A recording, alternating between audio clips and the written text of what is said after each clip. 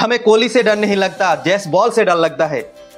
Border Gavaskar trophy November মাস থেকে শুরু হচ্ছে আর 5 ম্যাচের টেস্ট সিরিজ ভারত আর অস্ট্রেলিয়ার মধ্যে খেলা হবে অস্ট্রেলিয়ার মাটিতে। কিন্তু এখন থেকেই অস্ট্রেলিয়া দল ভয় পেতে শুরু করেছে এসএসবি জয়সওয়ালকে দেখে।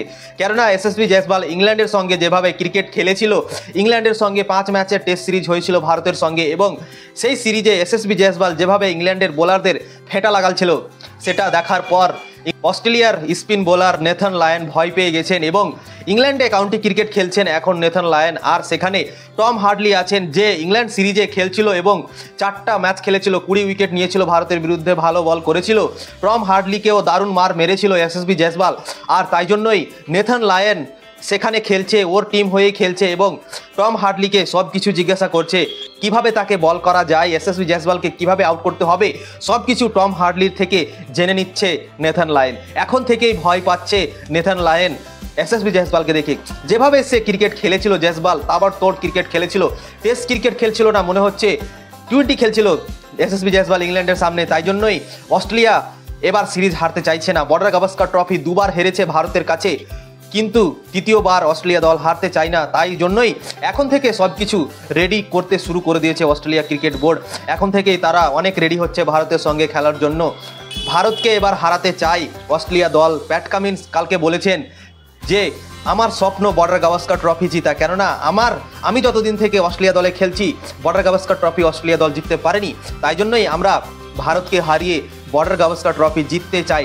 আমাদের দলে এমন কয়েকটা প্লেয়ার আছে কি এরা বর্ডার গাভাস্কার ট্রফি এখন পর্যন্ত জিততে পারেনি, আর আমিও জিততে পারিনি। তাই জন্যই আমাদের স্বপ্ন আছে কি যারা যারা বর্ডার গাভাস্কার ট্রফির জিতার স্বপ্ন আছে তারা অবশ্যই এই সিরিজটা জিতে তাদের স্বপ্ন পূরণ করবে।